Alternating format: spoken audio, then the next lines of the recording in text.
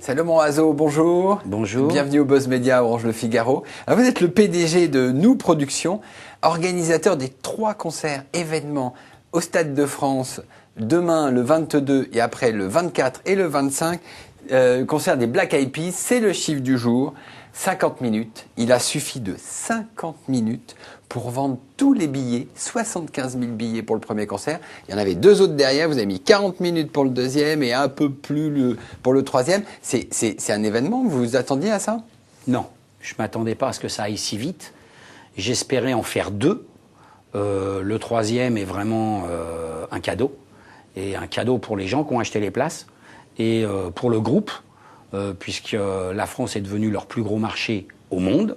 De vente de disques et de concerts, c'est ça? Oui.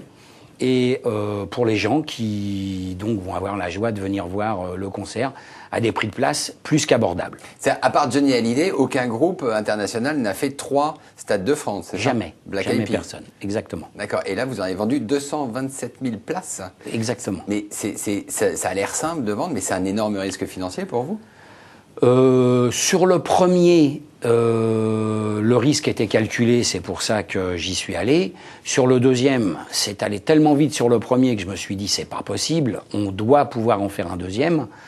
Sur le deuxième, 40 minutes, là, ça veut plus rien dire du tout. Ouais. Et donc, sur le troisième, j'ai quand même hésité, puisque personne ne l'avait jamais fait.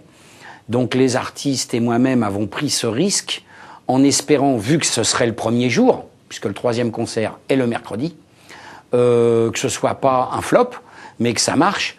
Et donc, effectivement, on aurait pu en faire un 4e si les artistes avaient été disponibles. Alors, on voit, c'est un métier que c'est pas si simple que ça. Prince, quand même grand nom de la scène, grand nom de la musique, fait aussi un Stade de France. Et on a vu les places vendues sur vente privée. C'est pas évident. Pathétique, triste, scandaleux. Des choses pareilles ne devraient jamais arriver. Pourquoi? Parce qu'on fait pas ce qui a été fait avec un monsieur comme Prince un mois avant.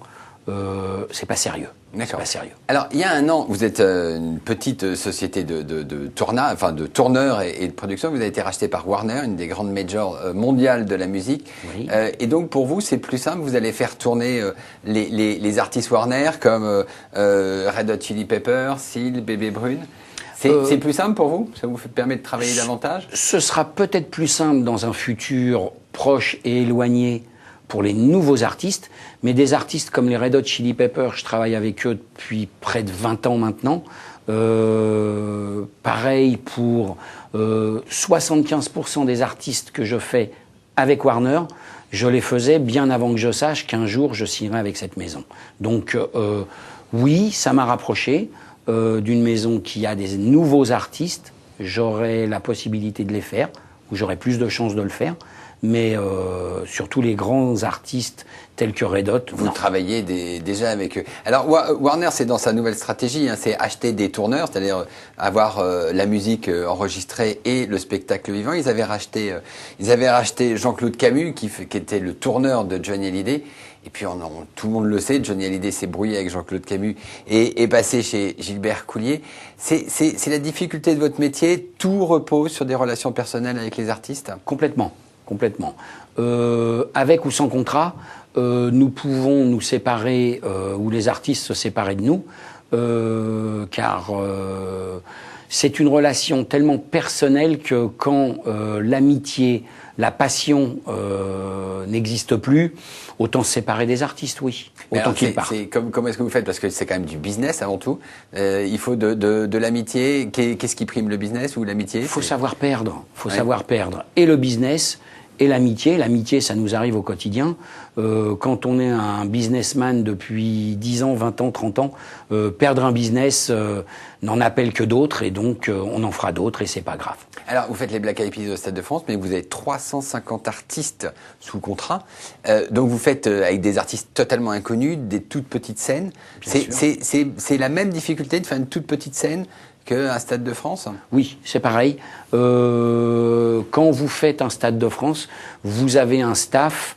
Là, on va avoir environ près de 900 personnes qui vont travailler au Stade de France pour que ce concert ait lieu. quand on fait un concert dans une petite salle de 300 places, on va être 6.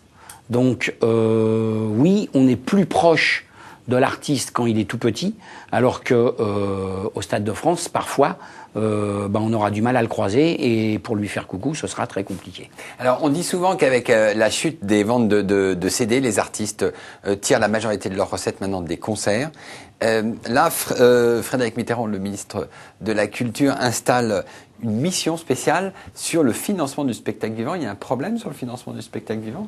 Pour les artistes français, oui, c'est compliqué, dans le sens où, pour qu'un concert ait lieu, vous rencontrez un artiste, il va falloir que cet artiste rencontre des musiciens, il va falloir faire des répétitions, il va falloir prendre des lieux de répétition, il va falloir trouver des techniciens, et tout ça met du temps. Nous avons d'ailleurs signé Mélanie Laurent, dernièrement, cette actrice qui a été la maîtresse de cérémonie du dernier festival de Cannes. Elle a un nom, ça ne devrait pas être très compliqué de remplir une salle. De remplir une salle à Paris, oui, mais financièrement, puisque c'est de cela dont nous parlions, vous démarchez un artiste et tout le travail qui va se faire jusqu'à la scène est long, et quand ça marche, et que c'est Mélanie Laurent, c'est bien, mais quand ça ne marche pas, faudra revenir plus tard avec un nouvel album pour faire de la nouvelle scène, et c'est pas dit que ça marche du premier ou du deuxième coup, et c'est là que les aides seront utiles. Très bien, Salomon Razo, je vous remercie. Et donc, bonne chance pour les 3 concerts des Black Eyed Peas au Stade de France. Merci, bonne journée. Au revoir.